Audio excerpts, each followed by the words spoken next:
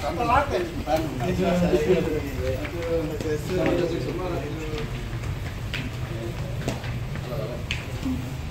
Dirjen ampun. Pakai apa? Aman.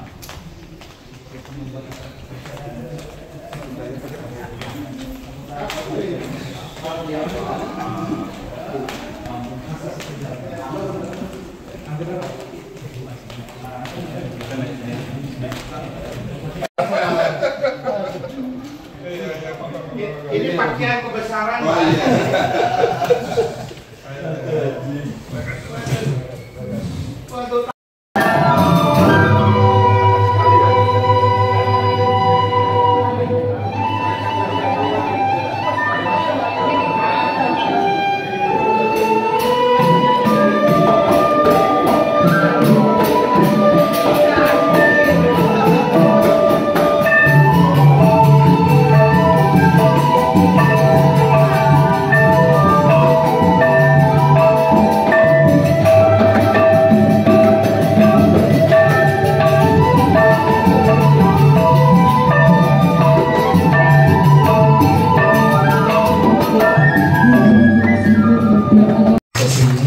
Kemudian yang kedua, mohon izin juga Bapak Dr. Honoris Causa Kiai Haji Lukman Hakim Syahbudin.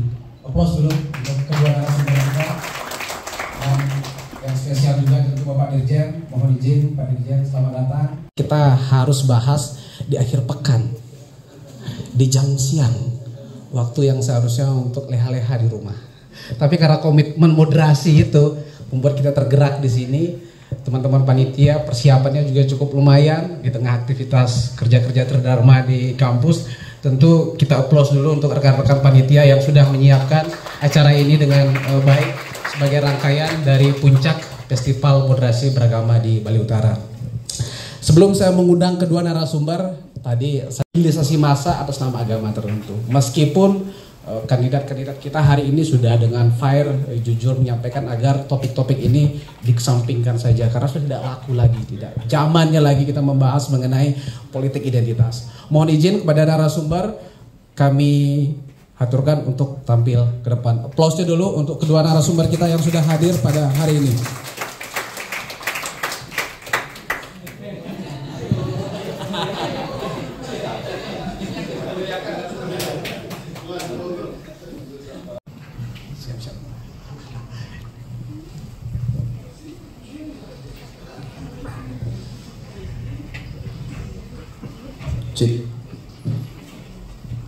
Baik, bagaimana kabarnya Bapak Ari, Bapak Lukman? Sepertinya ngos-ngosan ini. Kemarin baru datang dari Jakarta semalam, kemudian hari ini ke Singaraja, kemudian saya kira Pak Ari juga sama. Saya spill di media sosialnya agendanya padat merayap sebenarnya. Kemarin agendanya di Kelungkung, agenda kebudayaan. Kebetulan beliau sangat konsen sekali masalah budaya.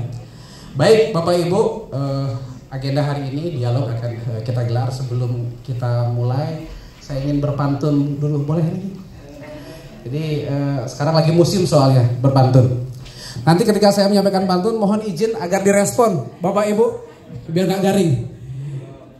Jalan-jalan ke Pulau Bali, sembari wisata, ikut kegiatan moderasi. Kita generasi bangsa Indonesia. Ayo gelorakan semangat toleransi. Oke. Ini saya merancangnya sudah 1 minggu ini. Jadi jangan sampai nggak tersampaikan di forum ini. Baik, pada kesempatan hari ini ada dua narasumber kita yang sudah hadir. Luar biasa sekali di tengah agenda kesibukan yang luar biasa juga. Yang pertama dari Bapak Ari Dibayana, mohon izin yang sudah hadir. Kemudian Pak Lukman Hakim juga.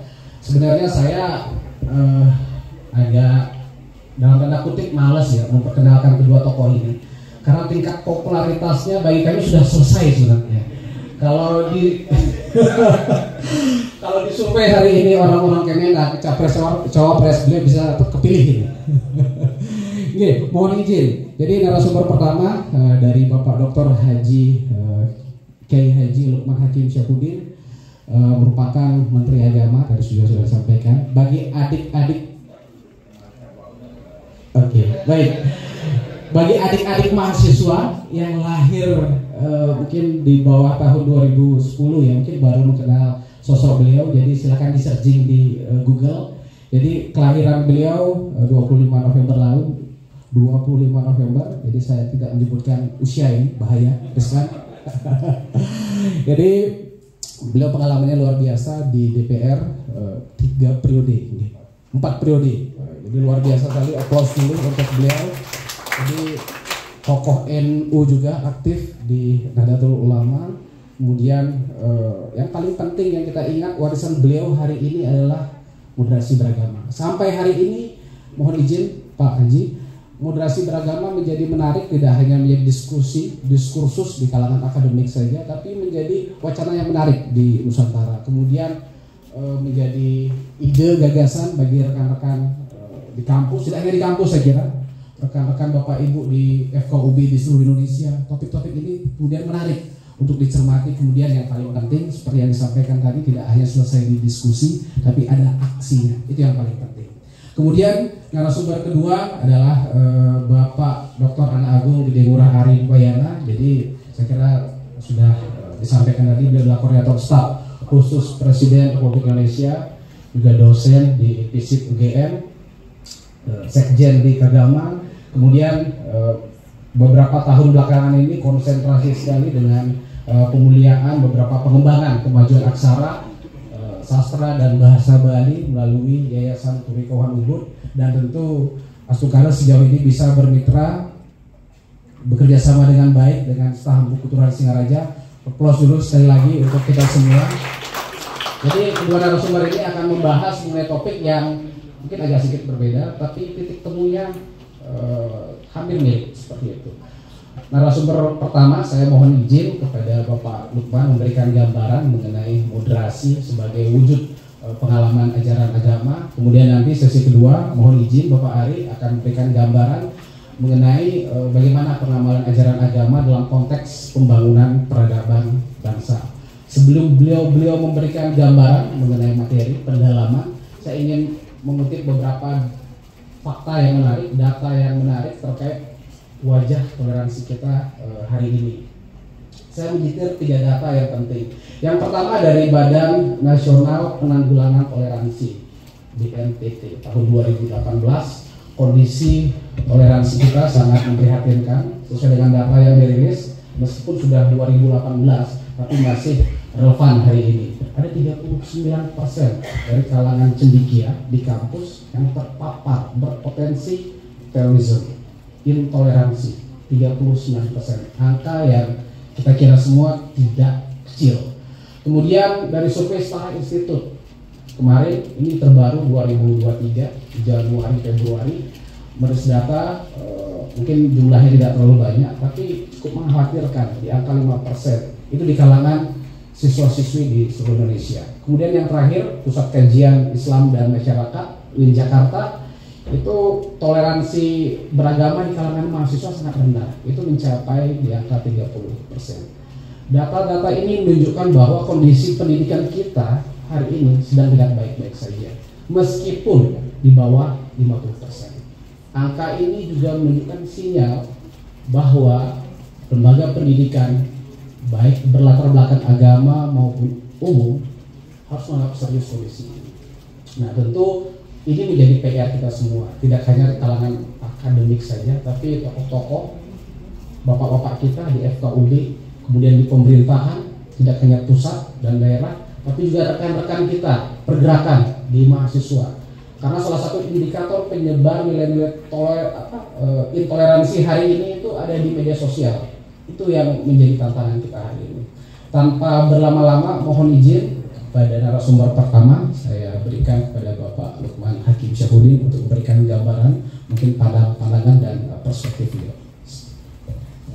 Silakan Bapak. Terima kasih moderator. Om Swastiastu. Om Namastu Namo Siddham Namo Saraswati Bhikati. Assalamualaikum warahmatullahi wabarakatuh. Selamat sore, salam sejahtera bagi kita semua. Salam, namo budaya, namo sanya adi Buddha, salam kebajikan, rahayu, merdeka. Nah, ikatan.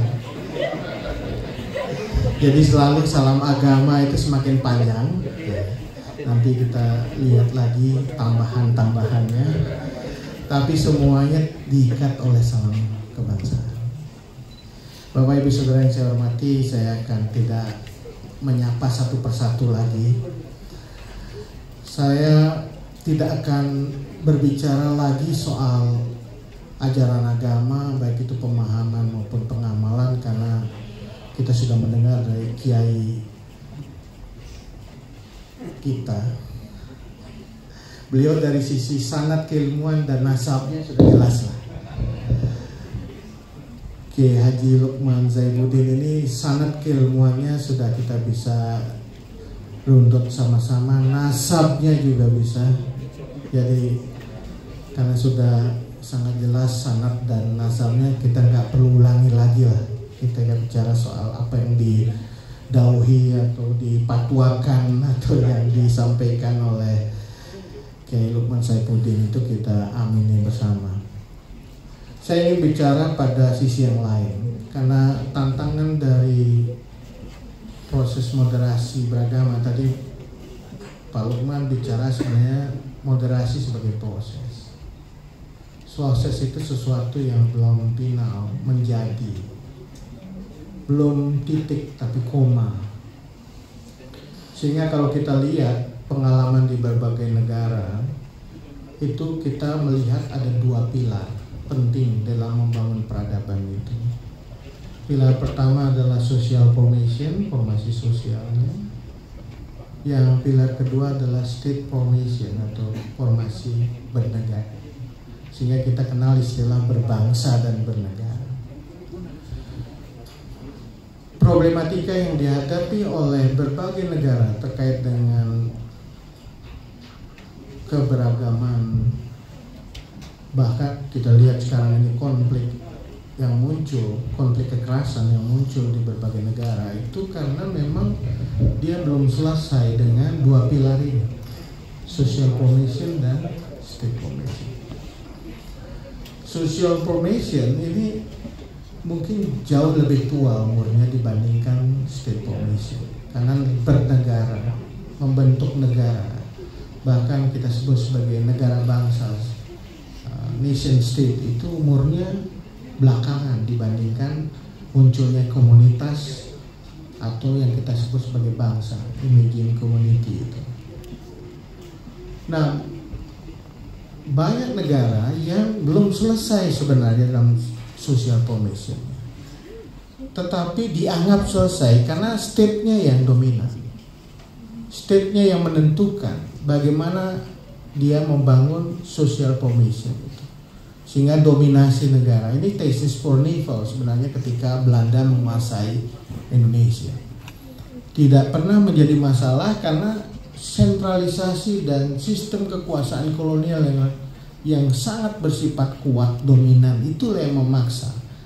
Social formation itu tidak ada masalah karena state-nya sangat dominan. Tetapi ketika state-nya melemah, negara itu melemah, maka problem yang ada dalam social formation ini menjadi terangkat.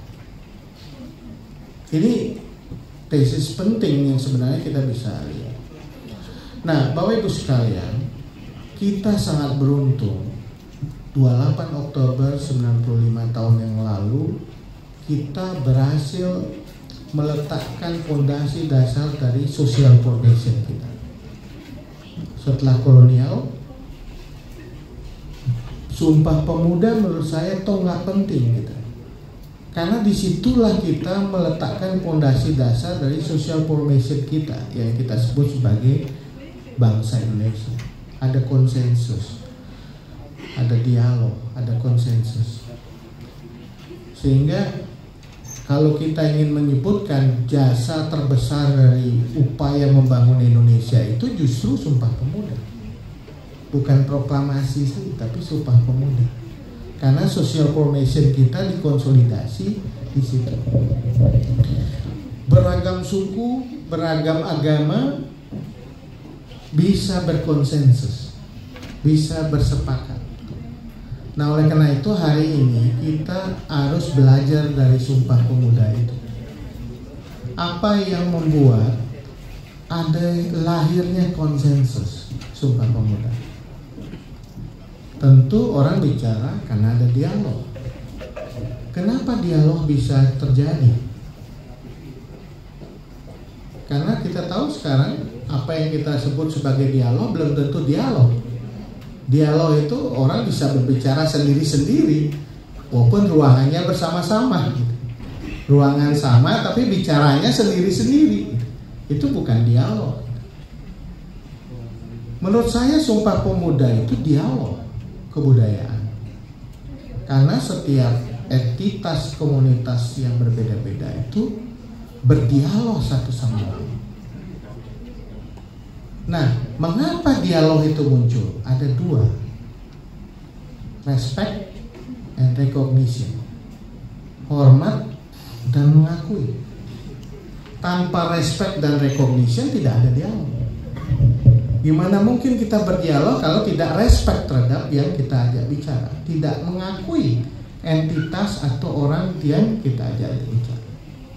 Maka menurut saya yang kita bisa pelajari dari Sumpah Pemuda itu adalah mari kita bangun dialog tetapi didasarkan atas dua itu, respect and recognition. Tanpa itu tidak ada dialog. Yang ada adalah bicara, belum dialog. Nah, dengan dialog itulah, dengan semangat respect dan recognition itu lahir konsensus. Ini saya kira filosofi dari Kiai kita, Pak Lukman juga bicara musyawarah, suro, dan mufakat. Itu filosofi dalam Islam, musyawarah. Pondasi dasarnya musyawarah. Makanya lahir suro. Dan di situ ada mufakat, kesepakatan. Nah, dasar-dasar ini yang harus kita bangun lagi di dalam prinsip-prinsip dialog. Karena kalau tidak ada ini, kita tidak pernah akan ada dialog. Walaupun judulnya dialog. Itu satu yang ingin saya sampaikan. Nah, yang kedua, state formation atau yang kita sebut social formation tadi yang sudah berhasil untuk membangun mufakat tidak berhenti dengan kemufakatan yang sudah ada. Ini dinamis juga. Social formation itu dinamis. Suatu saat ketika state intervention itu terjadi, eksternalitas itu muncul dalam proses dialog, dalam proses pembicaraan, kesepakatan itu bisa dipungkiri lagi gitu. Bisa digugat lagi. Oh, itu buat kesepakatan kan yang dulu, bukan aku yang bikin saat ini. Nah, kan artinya ada proses dinamis.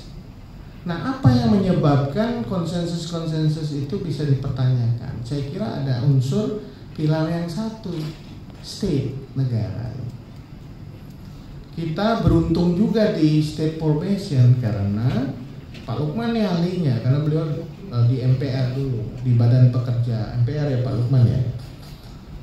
The founding fathers kita di BPU, PKI dan PPKI itu berhasil juga membangun konsensus tentang state formation.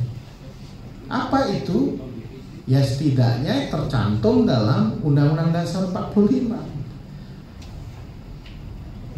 Tercantum di dalam Pancasila. Jadi Pancasila dan Undang-Undang Dasar 45 itu adalah satu platform kesepakatan bersama yang dibangun oleh the founding fathers tentang bernegara. Nah, baru berikutnya baru kita tahu akhirnya setelah dialog tentang Unitarian State dan Federal State, kemudian NKRI, Unitarian State. Setelah bicara soal simbol negara, ini tahun 52 kalau nggak salah ya. Lambang negara itu kan dibentuk oleh tim perancang lambang negara. Pemimpinnya Sultan Hamid II dan anggotanya salah satunya Muhammad Yamin. Akhirnya ketemu satu konsep yang diusulkan Sultan Hamid tentang Garuda. Burung Garuda itu diambil dari Garudia di Candi Kidal. Di relief Candi Kidal ada cerita tentang pembebasan yang dilakukan oleh Garuda terhadap ibunya Dewi Winata karena diperbudak oleh Dewi Kadi apa Kadrun ya? Kadru, istilah Kadrun ini saya plesetkan. Jadi Dewi Kadru.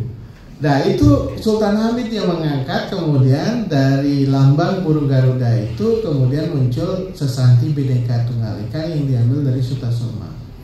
Bhinneka Tunggal Ika Tanah Anak dan Mamang Loa. Itu baru tahun 50. Tapi konsensus dasarnya Pancasila dan Undang-Undang Dasar 45 mengenai state formation. Tetapi ini sekali lagi juga dinamis karena terkait dengan konstelasi politik. Nah, Bapak Ibu sekalian, dalam konstelasi politik inilah kemudian social formation dan state formation itu berinteraksi gitu. State yang dominan itu bisa mengintervensi social formation sehingga akhirnya yang terjadi konsensus-konsensus dasar itu dijaga, dipelihara oleh negara sehingga state centric gitu. Kerukunan yang dibangun kerukunan versi negara gitu. Itu pernah terjadi ya Pak Prof. Lukman ya. Gimana negara juga sangat dominan dalam menentukan kerukunan. Tetapi ada juga versi ketika negara tidak terlalu resistensi terhadap itu, maka muncul versi kerukunan versi masyarakat. Bagaimana kerukunan itu dibangun. Nah, ini sesuatu yang sangat dinamis. Tapi intinya saya ingin sampaikan bahwa tantangan kita ke depan adalah menjaga dan juga mendialogkan kembali konsensus-konsensus yang dihasilkan dari social formation dan state formation ini, karena godaan dan tantangannya besar. Satu, kalau kita bicara soal konsensus, dialog dan melahirkan konsensus itu adalah pertama adalah persoalan kembalinya politik identitas. Agama dipersempit gitu dari bahasanya Pak Lukman sebagai partikulalistik. Identity, agama, demografi, politik demografi, agama. Dan itu bagian dari konstelasi yang muncul untuk reclaim the state. Reclaiming the state untuk mengambil negara. Karena apa? Karena mereka merasa bahwa cara-cara utama untuk mewujudkan sesuatu yang dianggap sebagai ajaran agama, walaupun itu sudah belum tentu ajaran agama, adalah menguasai negara. Itu titik pangkalnya.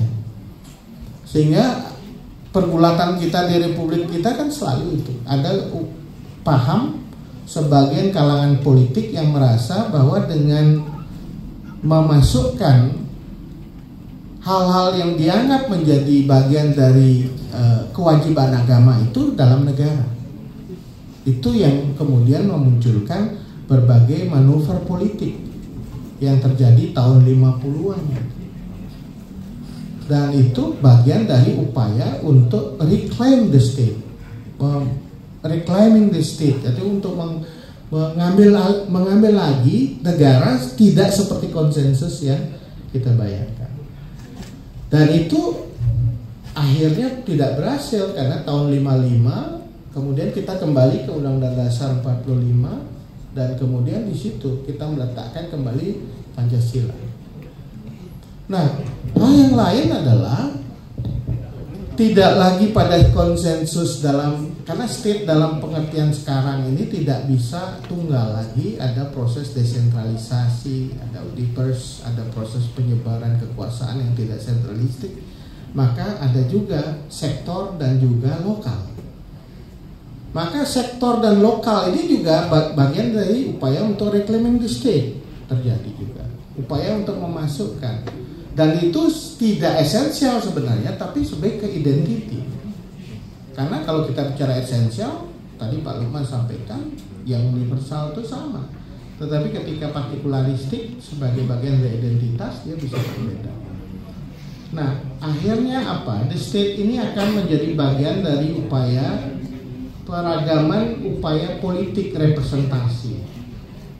Ini penting sekali kita lihat ketika fenomena politik penggunaan identitas itu terjadi. dan itu dilakukan untuk mendapatkan dukungan voters untuk kepentingan duduk dalam lembaga representasi negara. Itu isunya yang sangat penting. Nah, bagaimana kita meletakkan ini di dalam konteks politik? Kalau dalam konteks politik, tentu ini akan tergantung pada upaya yang sudah kita lakukan. Asas tunggal akhirnya. Tidak ada lagi apa yang disebut dengan politik aliran yang dulu tahun 50-an terbangun. Akhirnya semua Pancasila. Tetapi kemudian persoalannya tidak berhenti di situ. Akan muncul pada sisi-sisi lain, pada sisi kebijakan. Kebijakan-kebijakan ini menjadi ruang akhirnya, mohon maaf kalau kita realita yang terjadi, ruang pertarungan akhirnya. Policy yang terjadi ruang pertarungan. Pertarungan apa? Representasi. Nah, ini saya bicara atas kajian politik Pak Lukman dulu supaya kita bisa membongkar ini lebih tajam. Representasi. Jadi misalnya dalam konsep ekonomi, kebijakan politik maupun kebijakan-kebijakan yang lain terkait pendirian rumah ibadah, terkait dengan perkawinan antar agama, itu adalah bagian dari pertarungan akhirnya di sisi politik yang dikaitkan dengan representasi agama. Nah, saya kira hal seperti ini terjadi. Tetapi tentu kita harus mulai untuk menegaskan sikap kita terhadap hal ini. Saya setuju dengan Pak Lukman, kalau domainnya adalah domain publik yang kaitannya dengan kebaikan bersama, semua agama berkontribusi untuk merumuskan apa yang disebut dengan kebaikan publik itu. Itu harus kita bicara soal kejahatan, bicara pencegahan kejahatan, amal ma'ruf nahi mungkar, itu sama dalam pengertian kebaikan. Tetapi ketika dia dirumuskan menjadi identitas, rumusan representasi, itu yang jadi sulit, karena itu di situ ada persoalan klaim yang terjadi. Nah, itu kesulitan kita yang perlu kita pecahkan. Mudah-mudahan kita bisa terbuka membicarakan hal ini. Yang berikutnya adalah problem redistribusi ekonomi. Ini juga jadi masalah kita. Persepsi tentang keadilan. Seringkali ada sindrom juga Pak Lukman, ini sindrom mayoritas yang merasa minoriti secara ekonomi dan politik. Itu bahasa itu digunakan selain. Tetapi menurut saya isu keadilan itu harus dijawab oleh semua agama, termasuk oleh negara, tanpa membedakan atau tidak menggunakan idiom-idiom agama di dalam memperjuangkan itu. Misalnya kalau kita bicara soal pemerataan, perpihakan pada kaum mustadafin, orang-orang miskin, itu wajib dilakukan oleh dan perintah konstitusi, dan itu sama dengan perintah agama. Ini harus kita perjuangkan. Tetapi ketika menggunakan idiom ketidakadilan ini untuk kepentingan representasi politik, sebuah gerakan-gerakan politik ekstrim, itu menjadi masalah. Karena saya lihat ekstremisme dan juga radikalisme menggunakan selain argumen agama, dia menggunakan juga bahasa ketidakadilan. Nah, pertanyaannya sekarang, apakah kita bisa merebut isu ketidakadilan itu menjadi domain bersama sehingga ekstremisme dan radikalisme tidak laku, nggak ada jualannya dia, karena ketidakadilan itu sudah diambil isunya oleh agama-agama dan oleh negara. Saya lihat teologi pembebasan di Amerika Latin oleh pastor-pastor kan muncul gerakannya oleh soal ketidakadilan, karena merasa tidak adil. Juga terjadi di semua teologi pembebasan itu tidak hanya di Katolik ya, tetapi di berbagai tempat. Nah, inti yang ingin saya sampaikan adalah satu, kita kembali ke soal dialog itu secara sejati esensial sebagai respect and recognition untuk mufakat, dan itu harus kita jaga. Yang kedua, kita harus waspada, hati-hati melihat persoalan state formation ini. Jangan sampai kita lepas dari konsensus yang sudah kita bangun. Yang ketiga, persoalan politik representasi harus kita bicarakan secara terbuka. Seperti apa konteksnya? Karena di beberapa daerah atas nama desentralisasi, otonomi daerah memunculkan perda-perda syariat gitu. Kalau di Aceh perda syariat, di Papua namanya perda Injil, di Bali nantinya muncul perda Ajak Bali misalnya kan, Ajak Hindu. Nah, kalau kayak gitu muncul, itu seperti apa kita menyikapi? Itu yang kita harus bicarakan secara terbuka. Yang ketiga, yang keempat, kita harus mulai meminjam, bukan mulai meminjam, merebut sebenarnya, merebut isu-isu keadilan itu supaya tidak dimonopoli, digunakan oleh kelompok-kelompok ekstremisme dan radikalisme sebagai jualan. Kita harus agama bicara soal keadilan, tidak bicara ritual saja, bicara soal ibadah, muamalahnya juga harus dibicarakan. Kita bicara soal yardnya sosial, jangan bicara yardnya dalam pengertian upacara, tetapi kita bicara soal bagaimana pedulian pada sesama, kemiskinan diatasi, ketidakadilan diselesaikan. Nah, kalau itu kita bisa semua agama bicara itu, tidak laku itu namanya radikalisme, karena sudah dilakukan, diperjuangkan oleh agama dan negara. Sekira itu, terima kasih. Wassalamualaikum warahmatullahi wabarakatuh. Ya, applause dulu untuk beliau, luar biasa sekali pendalamannya.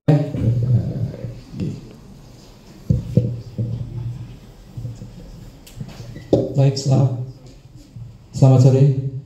Om Swastiastu. Assalamualaikum warahmatullahi wabarakatuh.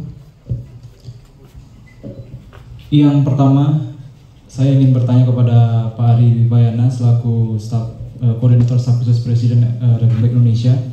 Salah satu kegiatan kami adalah bagaimana nanti mahasiswa yang hadir yang berasal dari lintas agama melakukan deklarasi di Sumpah Pemuda ini untuk bagaimana mewujudkan generasi muda yang bukan hanya maju unggul di masa depan tetapi juga moderat dan toleran. Nah, tetapi harapan itu kami dihadapkan sebagai pendidik dengan dinamika problematika yang kini kita hadapi menjelang pemilu tahun 2024. Ya.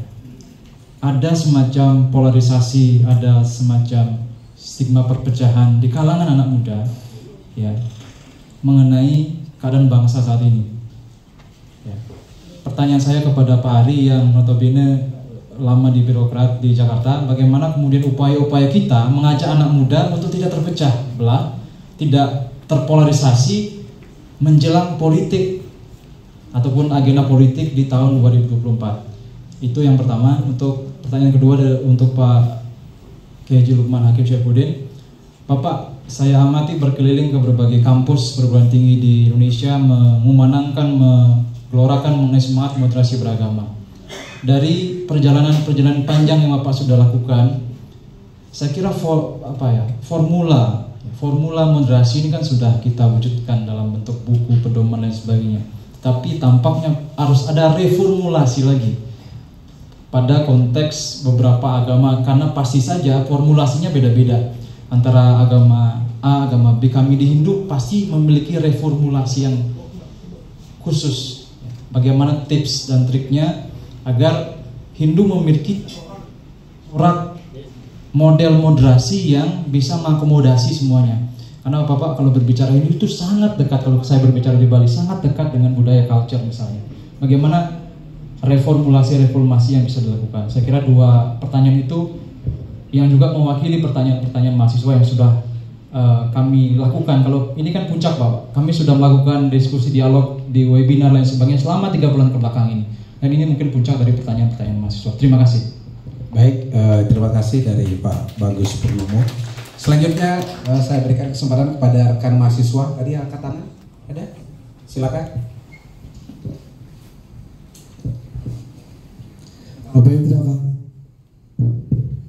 Terima kasih sebelumnya. Perkenalkan nama saya Ardika, mahasiswa Ilmu Komunikasi Sekolah Tinggi Putra Singaraja. Nah, saya sempat tanya Pak terkait dengan isu moderat, kan seperti yang kita ketahui adalah isu yang ada setiap tahunnya. Bahkan masalah ini adalah masalah yang terus digembleng oleh pemerintah, oleh masyarakat maupun di bidang akademisi. Bahkan Kementerian Agama memiliki strategi khusus untuk moderasi ini, seperti Peraturan Menteri Agama Nomor 18 Tahun 2020 yang mengatur tentang strategi perencanaan moderasi. Nah, yang saya tanyakan adalah menurut Bapak sendiri, menurut Bapak yang ada di depan ini, bagaimana sih strategi khusus yang bisa kita lakukan terhadap mahasiswa untuk menggerakkan moderasi beragama ini agar menjadi cakupan yang cukup luas. Dimana kita tahu di sini kita adalah perkumpulan mahasiswa dari lintas agama, Bapak. Jadi kita adalah mahasiswa yang nantinya akan menjadi tonggak khusus bagi Indonesia ini untuk memecahkan kasus moderasi beragama ini, Bapak. Terima kasih. Oke, selanjutnya lagi satu. Ya. Baik, terima kasih untuk waktunya. Jadi izin bertanya Bapak, berhubung ini tahun politik, jadi mungkin saya akan sedikit bertanya terkait dengan politik identitas. Kita tidak bisa memungkiri bahwasanya masih banyak, meskipun tidak semua, di mana mereka yang mencalonkan diri baik di legislatif maupun di eksekutif itu masih ramai menggunakan strategi politik identitas. Bahkan Ketua Bawaslu dalam satu MGD itu menyebutkan bahwasannya politik identitas ini menjadi strategi yang sangat tren selama tahun politik ke depan seperti itu. Jadi yang ingin saya diskusikan Pak, mereka yang mencalonkan diri dan memiliki kemungkinan duduk sebagai pemangku keputusan nantinya, sedangkan politik identitas ini adalah salah satu menurut saya itu salah satu ketidakberhasilan atau tidak mencerminkan sikap yang moderat. Mungkin itu Pak, terima kasih. Oke, baik, terima kasih. Aplaus dulu untuk ketiga penanya. Yang pertama dari Pak Bagus Purnomo, ada dua pertanyaan. Yang pertama untuk Bapak Ari Bayana, kemudian Pak Lukman juga. Pertama, bagaimana upaya untuk menyikapi fenomena polarisasi di tahun politik. Kemudian yang kedua untuk Pak Kiai Haji Lukman terkait reformulasi, mungkin strategi Hindu untuk untuk mengembangkan moderasi beragama dalam corak arah Hindu kurang lebih seperti apa sehingga bisa bekerja secara efektif. Kalau kita lihat dalam konteks di Bali, moderasi beragama mungkin menjadi konsumsi elit di kalangan kampus, mungkin belum bisa membumi, belum bisa mengakar. Mungkin formula-formula apa yang sekiranya bisa diberikan pandangan maupun perspektif. Silakan pada narasumber untuk memberikan saran atau masukan. Saya dulu izin, Gus. Kadang-kadang saya takut kalau dipasang poster yang ini sekarang. Iya kan? Tapi nggak bahaya tadi. Itu pendaftaran ya tutup ya. Saya hati-hati sekarang pasang foto itu. Karena kita polusinya polusi visual, bukan polusi udara aja, polusinya polusi visual. Karena mata kita sudah lihat gambar di setiap perempatan jalan dan lain-lain itu udah polusi menurut saya. Baik, memang kematangan kita berdemokrasi ini diuji, selalu diuji. Kita sudah melalui berbagai momen elektoral panjang usia kita demokrasi, bahkan kita negara terbesar ketiga demokrasi di dunia dari sisi pemilihnya, kompleksitas persoalannya dan lain-lain. Kita jago, sebenarnya negara yang seharusnya bisa dijadikan contoh kemampuan untuk menyelesaikan persoalan-persoalan antar diri kita maupun bagaimana kita bisa melewati badai politik yang pernah terjadi. Itu pengalaman yang luar biasa. ujian berdemokrasi ini sesungguhnya ada dua yang penting. Pertama, menurut saya prosedural demokrasi kita yang kita sebut elektoral. Elektoral itu adalah disebut dengan demokrasi prosedural karena kita dalam momen itu kita memilih pemimpin secara rutin ya, setiap 5 tahun dan dengan mekanisme yang semakin lama arusnya semakin bagus. Nah, tapi ingat demokrasi itu juga soal substansial, tidak hanya prosedural. Kita bicara soal freedom of speech, bicara soal civil liberties. Ini hal yang kedua. Nah, ujian kita yang pertama dengan melewati berbagai reformasi sampai saat ini, saya kira yang kita harus pegang sekarang dalam proses demokrasi prosedural adalah kita memiliki koridor aturan main yang makin baik, makin bagus untuk mengatasi ini. Rule of the game-nya itu semakin bagus. Kalau dulu orang tidak percaya rule of the game-nya, karena dianggap rule of the game-nya direkayasa atau dimanfaatkan oleh seseorang. Rule of the game kita sudah punya. Kemudian kita juga sudah punya wasit yang relatif independen. Kalau dulu penyelenggara pemilu pemerintah zaman Orde Baru, sekarang penyelenggara pemilu adalah komisi independen. Dan itu pun ada 3, ada KPU, Bawaslu, dan DKPP. 3. Kita punya wasit. Nah, masalah kita ini adalah pemain dan pendukungnya, adalah pemilihnya. Pemain kita, nah ini problem yang kita harus sama-sama harus selesaikan mengenai kandidasi ini. Karena proses pemilu tidak mungkin tanpa ada kandidat yang sumber utama kandidatnya adalah partai politik. Tidak ada demokrasi sumber partai kecuali DPD kan, DPD kita perorangan. Tapi ini kita bicara soal. Nah, disitulah pentingnya kita bicara partai politik dan sistem partai. Nah, Bapak Ibu sekalian, partai politik kita ini sesungguhnya sudah mengalami satu proses perubahan juga. Bahkan kita nggak pernah tahu bedanya satu partai dengan partai lain juga. Karena sudah begitu, ya kita nggak tahu bedanya kanan kiri. Kalau dulu kita tahu aliran kan, kanan kiri atau seperti apa. Tapi sekarang praktis yang terjadi adalah partai identitasnya tidak bisa kita bedakan. Nah, akhirnya muncul adalah kandidasi yang membedakan kandidat. Nah, kandidat ini seringkali adalah kandidat yang catch all, yang diambil saja begitu dari masyarakat, di catch all. Dia tidak muncul dari kaderisasi, dia di catch all. Nah, mainan yang paling mudah untuk catch all adalah rebutan politik simbolik yang gimmick, karena sudah tidak ada waktu lagi untuk pelihara konstituen. Pak Irman pasti pengalaman. Ya, ketenaran itu reputasi dan lain-lain. Nah, ini bahayanya ke depan kalau kita tidak punya kandidasi yang betul-betul bagus. Itu PR kita. Jadi perbaikan yang penting adalah bagaimana di level pemainnya dan kedua adalah level pemilihnya. Voter education-nya harus dilakukan. Nah, saya yakin polarisasi politik tidak akan kemakan. Jerami itu terbakar kalau votersnya bagus. Artinya makin lama makin tidak merespon gimmick dan juga politisasi yang dibangun oleh kandidat yang mencoba mempolarisasi. Jadi saya sih daripada memperbaiki kandidasi dan ini, perbaiki dulu votersnya itu kita jaga.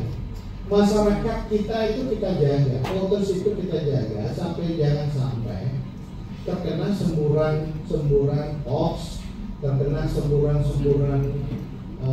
fitnah yang kemudian dia bisa menentukan pilihannya secara rasional berdasarkan track record, integriti maupun gagasan. Itu solusinya. Sepanjang kita belum punya voter seperti itu, mudah terpolarisasi. Digiring kanan, digiring kiri. Disemburkan sesuatu, ditangkap, dibakar. Terjadi polarisasi.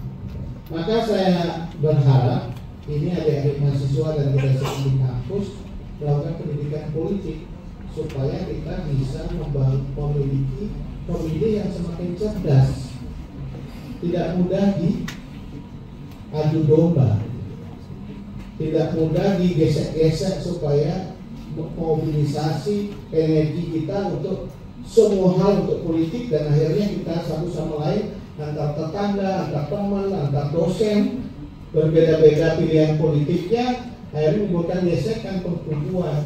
Nanti Pak Rektor susah banget ketua ini, satu pendukung capres A, pencapres B, akhirnya di kampus dua kelompok ini gesekan. Nah, ini masalah. Kalau kita membangun pendidikan politik yang baik pada pemilih, maka itu akan tidak terjadi. Maka tugas kita semua di situ. Karena memperbaiki di wilayah pemain itu sulit. Kecuali Pak Lukman. Pak Lukman ini udah keluar, nggak tahu sekarang masih udah ikut-ikutan. Dulu masuk, cemplung, juara ya. Atau nggak ikut-ikutan. Jadi kalau mau kita ke depan harus memperbaiki wilayah pemain ini juga lebih baik. Nah itu yang pertama. Jadi tahun politik ini santai aja deh. Nggak usah kita ikut-ikutan berkelahi gara-gara pilihan politik. Wah kita 5 tahunan cuma segini, besok juga begini gitu. Kecuali Anda gunakan hak pilih Anda dengan baik, kemudian tetap kontrol setelah mereka dipilih. Itu yang paling baik. Jadi setelah Anda milih, Anda kontrol dan syukur yang dikontrol mau dikontrol. Yang kedua ini dari Andika ya, inklusif itu penting ya, inklusivitas. Bagaimana kita membangun moderasi itu dengan mengembangkan budaya inklusi. Inklusi itu tidak hanya perbedaan antar agama, suku aja loh. Disabilitas juga ya. Gender juga ya. Jadi kampus inklusif itu kampus yang tidak hanya soal moderasi beragama, tetapi kampus yang sensitif terhadap perbedaan seperti jenis kelamin dan kemudian juga disabilitas. Nah, budayanya yang dibangun. Budaya itu kan nggak bisa dibicarakan. Budaya itu harus menjadi bagian dari cara hidup bersama. Sama dengan kita bikin aturan banyak tapi nggak kita laksanakan. Inklusif itu kita mulai dengan bagaimana cara hidup bersama itu dijalankan. Nah, memang perlu dalam tanda kutip dalam banyak hal rekayasa sosial sebentar. Strateginya apa? Strateginya misalnya saya di GM dulu ketika kita mulai ospek, kita buat itu menjadi sangat tersebar gitu. Suku, agama itu dibuat tidak mengkonsolidasi diri tapi disebar. Begitu juga jarak fakultas berbeda-beda dicampur, di blending dia. Nah ketika dia di blending, ketemu dengan blending mungkin istilah nggak tepat, tetapi ketika dicampur dia jadi berumbun kan. Nah di berumbun itu dia tahu, oh saya berwarna. Nah gimana mungkin kita tahu bahwa ada berumbun kalau kita hanya ada being aja siapnya gitu, karena merah aja, ada hitam aja. Kalau kita nggak coba campur. Nah, campur itu dalam interaksi. Mungkin rekayasanya begitu. Mulai dari awal kita sudah membiasakan orang melihat ada keragaman, menyikapi keragaman apa? Diajari tentang revolusi dan respect. Dan dia juga bicara soal mufakat, tapi tidak berarti mufakat. Terusannya apa? Kerjasama, kolaborasi. Jadi orang yang sudah makamnya tingkatannya sudah lebih tinggi adalah bekerja sama. Jadi jangan ngomong moderasi aja kalau tidak bisa bekerja sama. Jadi tingkatannya harus dinaikin levelnya. Moderasi beragama itu ukuran yang paling menurut saya lebih tinggi. Mungkin ada yang lebih tinggi, tapi ukur yang lebih tinggi adalah bekerja sama. Kalau setiap umat beragama bisa bekerja sama, itu artinya dia sudah moderasi. Sederhana saja. Dan itu sebenarnya filosofi bangsa kita, gotong royong. Artinya Jokowi Padu sudah mengetahui bahwa gotong royong itulah yang menyatukan kita. Saya kira itu Bapak Ibu sekalian, terima kasih. Baik, Bapak.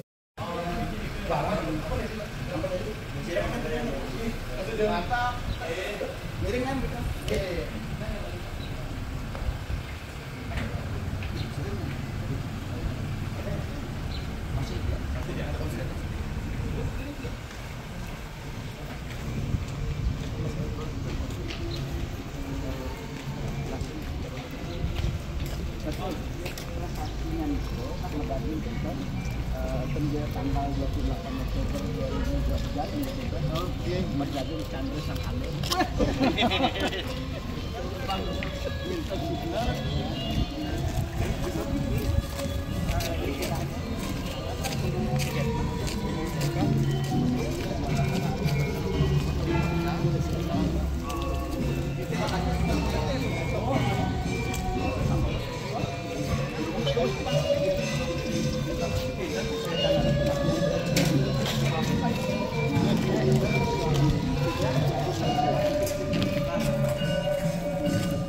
Lokasi ini kan?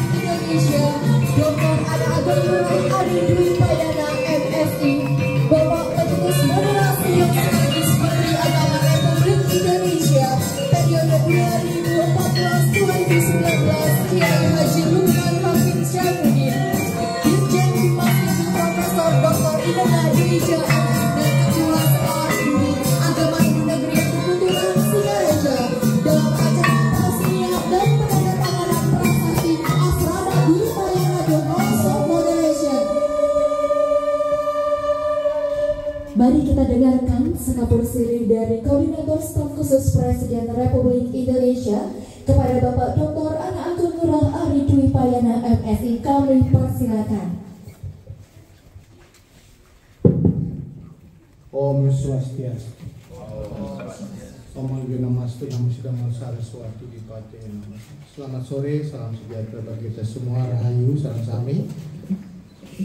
Kaping utama, kaping ajeng Pak Dirjen Dinas Hindu Profesor Dr. Nengat Wijaya yang saya hormati, Pak Ketua Profesor Budi Swindia, para dosen dan karyawan dan adik-adik mahasiswa yang saya cintai, saya banggakan.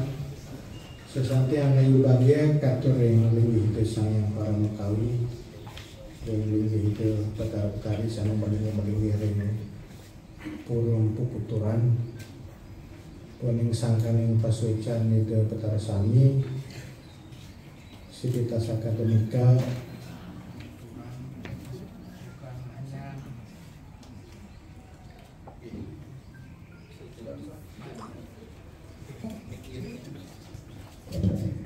Jadi sekitar Ukuturan hari ini tidak hanya memiliki perhayangan,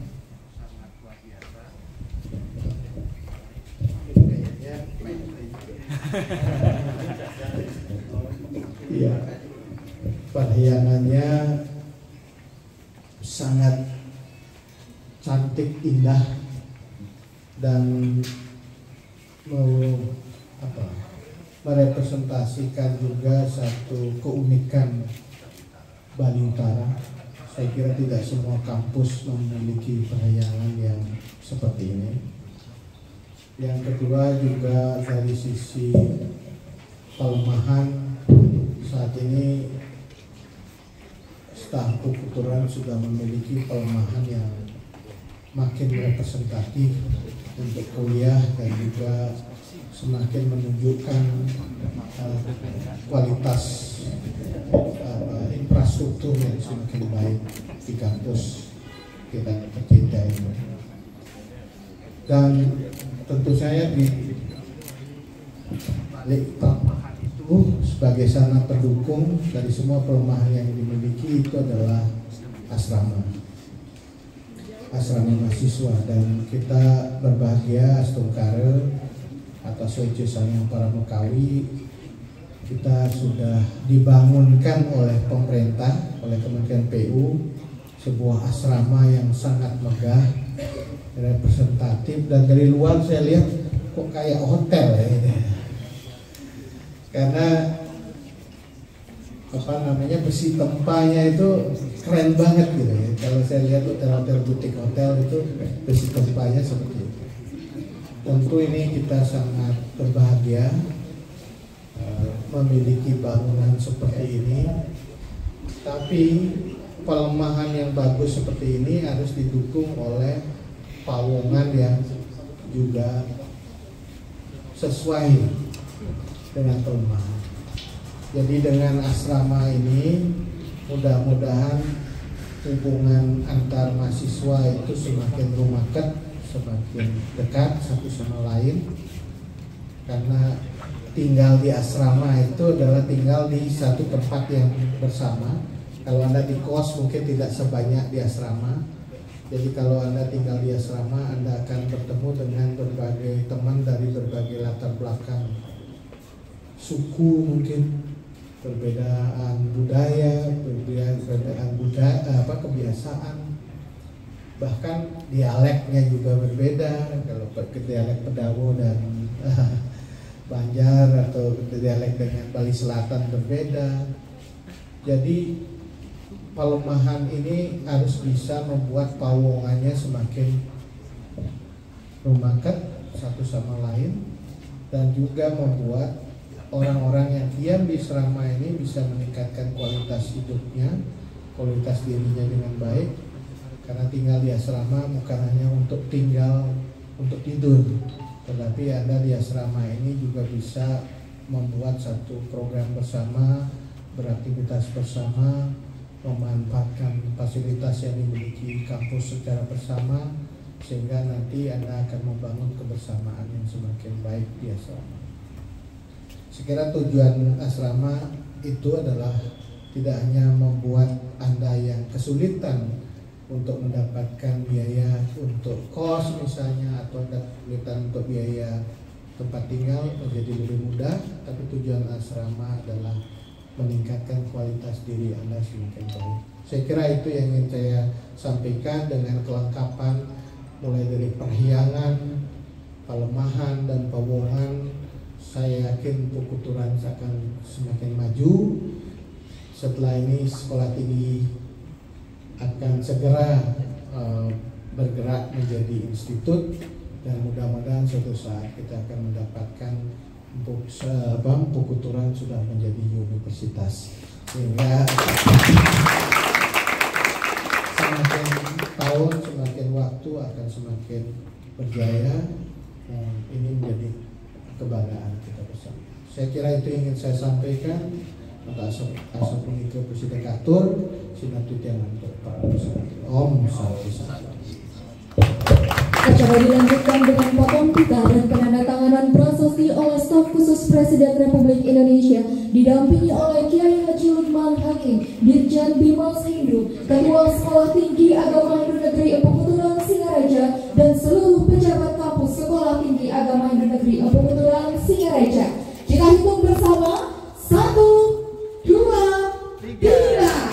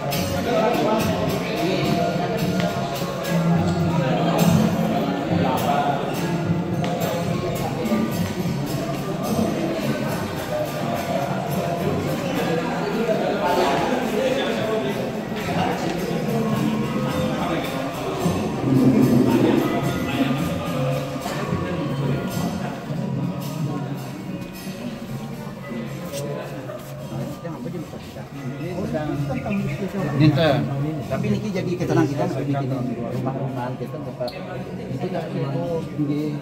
Jadi presiden sekalian ruang ininya alfabet dengan wifi. Ini kan jadi kan di oh jadi di situ jadi semacam kios-kios itu di tempat dan orang luar kita akan sewakan, kemudian nanti kan masuk ke KBM lembaga ini sebagai rintisan dari BNP ke depan itu, karena di situ bukan harus BNP ke depan. Nah ini kita mulai dari BNP ada mobil dia bimbingan selalu. Oh ini tergantung bersama, ini dalam bersama apa yang nanti sekali ini yang luar biasa. Yang isi Niki sambil tuh kemana? Tapi sebenarnya kita sih tempat pakaian Tapi kualitasnya bagus. Standar tuh. Asal aku nang mantan kan lompat-lompat. Oh, Niki ada ide. Ini lihat yang ini kan anu besi tempanya. Tempa ini berarti dari khusus ringan. Kalau toiletnya air dan kualitas Pak. Jadi ampun saking kita tuh dari nanti dari di bawah kita sedot naik lempar ke atas Oh, anu pakai tembak ke atas kita sistemnya lagi. Nanti masih ada gini juga tidak nih kan. bocor-bocor ya. Nanti masuk ke nanti pemeliharaan 2024 Tapi udah diserahkan berarti sampur sudah dikelola. makin yang pipa 2024 pun diperkenalkan sebelumnya itu nak turun itu ini penelitian tadi kita ternyata luas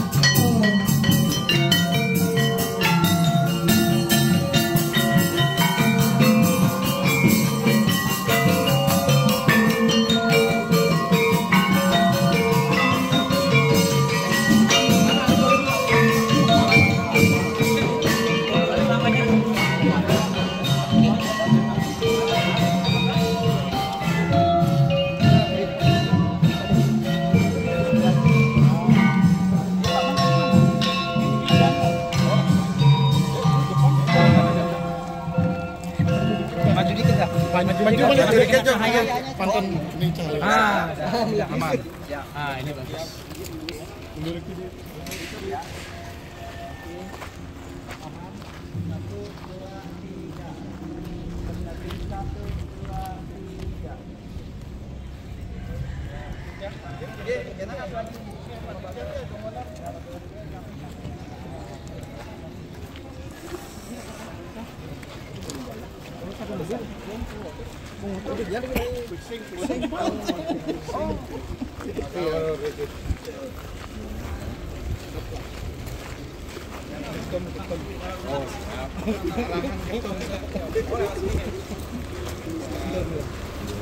yang pamit.